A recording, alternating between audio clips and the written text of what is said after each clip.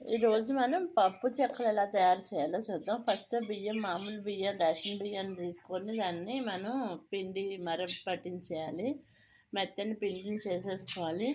పిండి చేసినా కూడా మీరు ఏం చేస్తారంటే ఒకసారి జల్లించేద్దాం. జల్లించేసి 4 గ్లాసులు పిండిది జల్లించేసి పెట్టాను. దీనికి తగినంత ఉప్పు చేర్చాను. దీనికి సరిపోయేంత ఉప్పు వేసుకున్నాను. సాల్ట్ వేసుకున్న తర్వాత దీనికి మనం కారం ఎంత తింటామో చూసి అంటే సరిపడంత కారం కూడా వేసుకోవాలి. కొంతమంది ఎక్కువ తింటారు, కొంతమంది తక్కువ తింటారు. దాన్ని బట్టి మనం ఈ కారం తీసుకోవాలి. అర్థమైంది కదా. బియ్యం పిండి, తగినంత సాల్ట్, తగినంత కారం. తర్వాత దీంట్లో ఏం చేయాలంటే జీలకర్ర 1 టేబుల్ స్పూన్ జీలకర్ర వేసాను.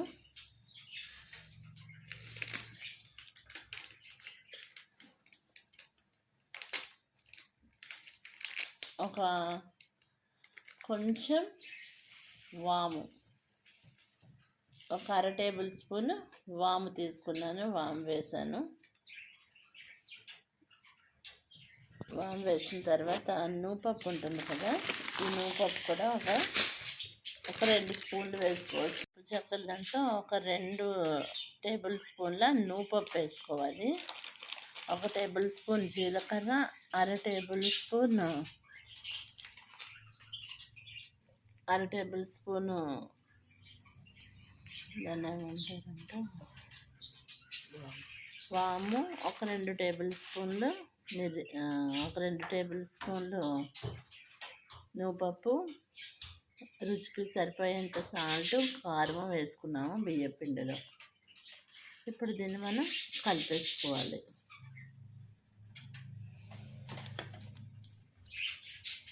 ఇలాగ చేత్తో మొత్తం అంతా సాల్ట్, కారం, ఈ నూపప్పు, మనం వేసిన జీలకర్ర ఇవంతా కలిసేటట్టు మనం ఇలా కలిపేసుకోవాలి.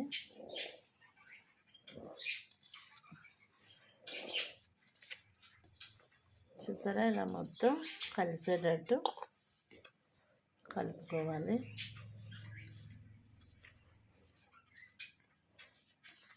పప్పు చెక్కలు చాలా టేస్టీగా ఉంటాయి. పిల్లలకి స్నాక్స్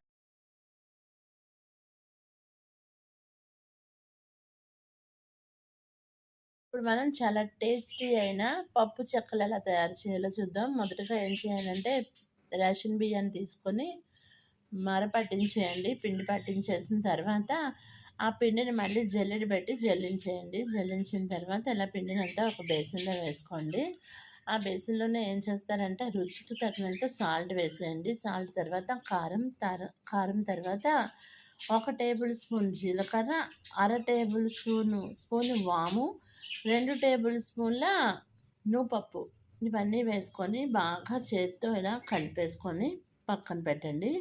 ఇప్పుడు మనం 2 గంటలు నానబెట్టిన శనగపప్పు, పెసరపప్పు ప్లస్ బాగా కడిగేసి చిన్న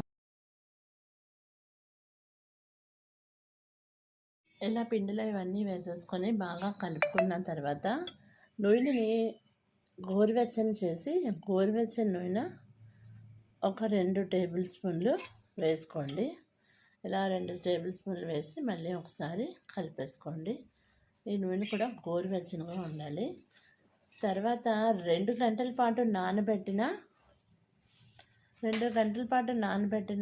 ఒక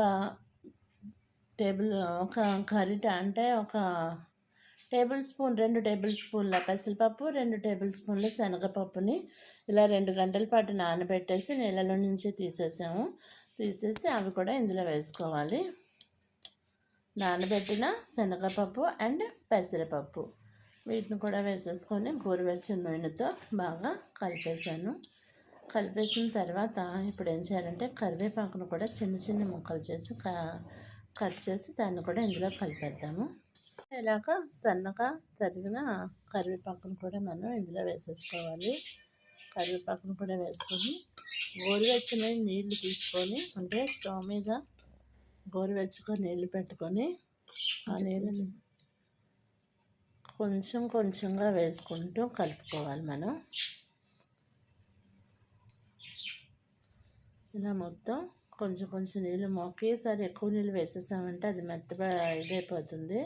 సో మనం సరిపోయేంత నీళ్ళు కొంచెం కొంచెం వేసుకుంటూ పిండినంతా కలిపేయాలి. తర్వాత ఏం చేయాలంటే దీనిపైన ఒక తడి క్లాత్ వేసేసి గోరువెచ్చని నీళ్ళతో మొత్తం పిండి అంతా ఇలా కలిపేసుకోవాలి. బియ్య పిండిలో సరిపోయేంత సాల్ట్, కారం వేసుకొని దాని తర్వాత 1 టేబుల్ స్పూన్ జీలకర్ర, 1/2 టేబుల్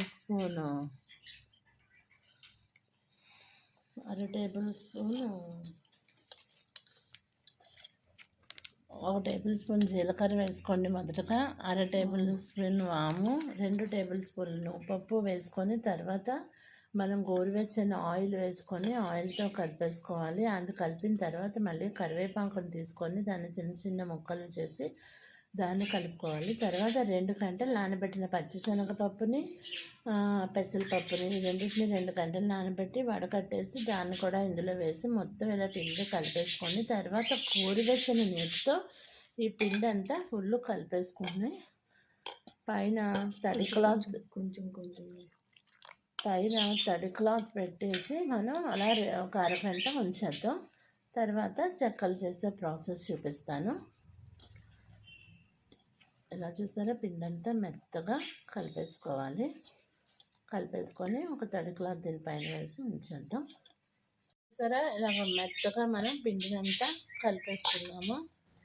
కలిపేసుకొని మనం ఒక ముద్దలా చేసేసి ఇలా పక్కన పెట్టేసి దాని మీద ఏం చేద్దామంటే ఇలా ఒక క్లాత్ తడి చూసారా పిండిని ఇలా కలిపితే ఇలా గుంట పడాలి. అంత మెత్తగా సాఫ్ట్గా కలపాలి. కలిపేసుకున్న తర్వాత మరీ గట్టిగా కలిపితే మళ్ళీ చెక్కలు బాగా రావు. కరకరలాడాలి అంటే ఇలాగా మనం పిండి కలిపిన తర్వాత ఇలా గుంట పడాలి. అలాగా పిండి కలిపేసుకున్న తర్వాత ఇప్పుడు మనం ఒక తడి క్లాత్ని తీసుకొని క్లాత్ని తడిపేసి పెట్టాను.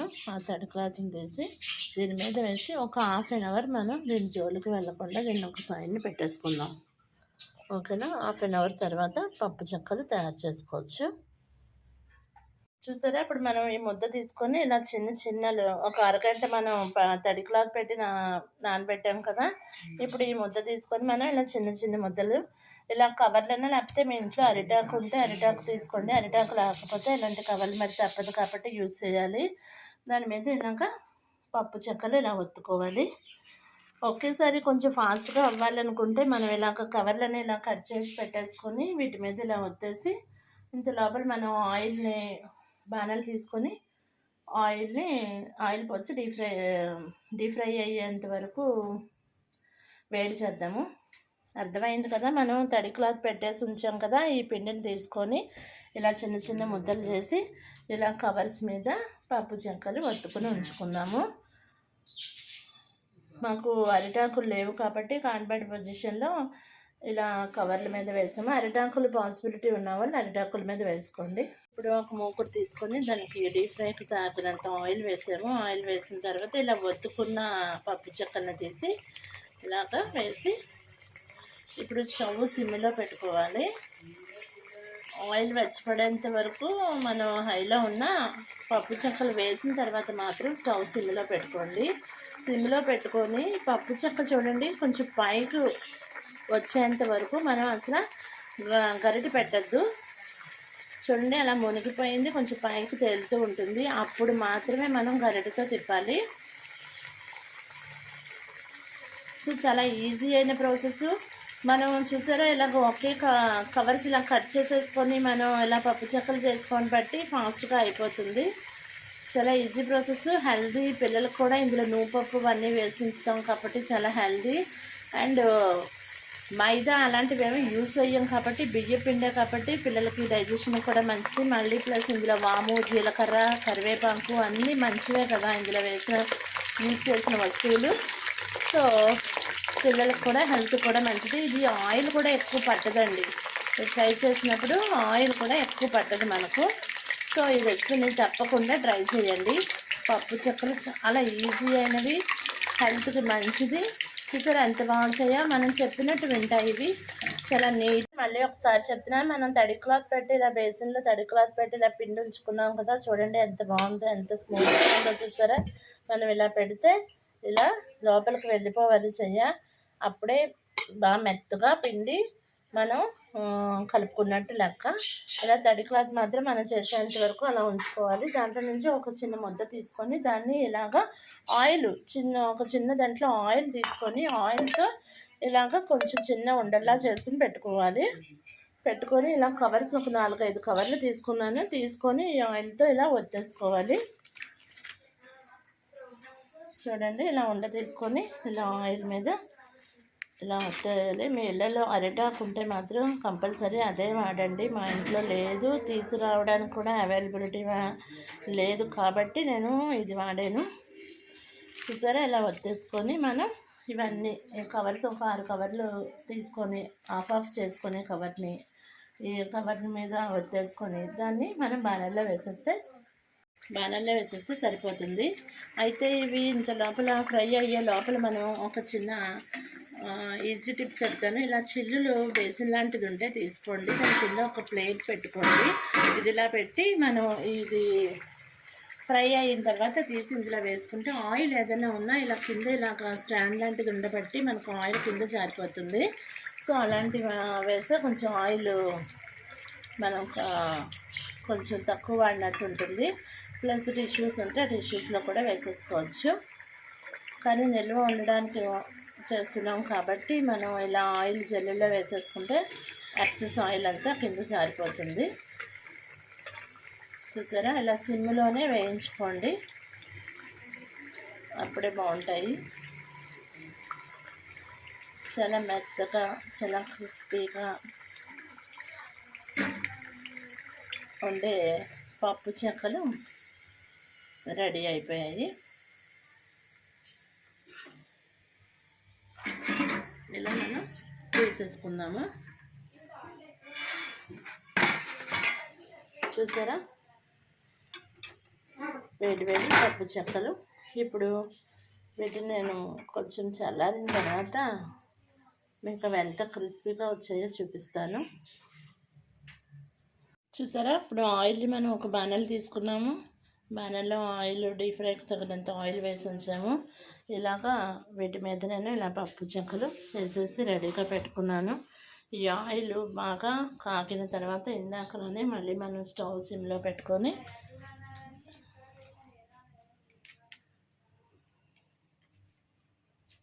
ఈ పప్పు చెక్కని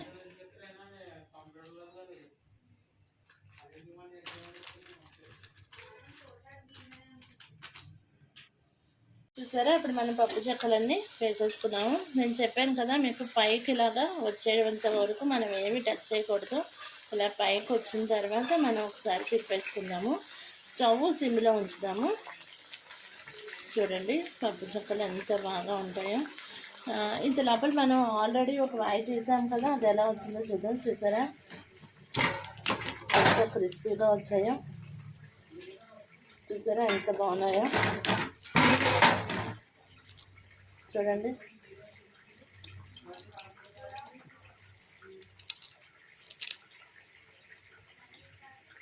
సో కరకరలాడే పప్పు చెక్కలు రెడీ అయిపోయాయి. చూడండి ఎంత బాగుంటాయో. ఈ పెసరపప్పు శనగపప్పు మనం వేసుకున్నాం కదా, ఇవి తినేటప్పుడు నోటికి తగిలి చాలా టేస్టీగా ఉంటాయి. సో మీరు కూడా తప్పకుండా ట్రై చేస్తారనుకుంటున్నాను. నా వీడియోస్ నచ్చినట్లయితే ప్లీజ్ లైక్ చేయండి, నా వీడియోస్ని మీ ఫ్రెండ్స్కి మీ రిలేటివ్స్కి పంపించండి, నా ఛానల్ని సబ్స్క్రైబ్ చేయండి. ఇంకొకసారి పప్పు చెక్కల ప్రాసెస్ చెప్తాను. ఫస్ట్ మనం బియ్యపిండి తీసుకోవాలి. బియ్యపిండిని జల్లెడ పెట్టేసి ఏదైనా కొంచెం మరుగు లాంటిది ఉంటే తీసేసి మెత్తని పిండిని తీసుకోవాలి.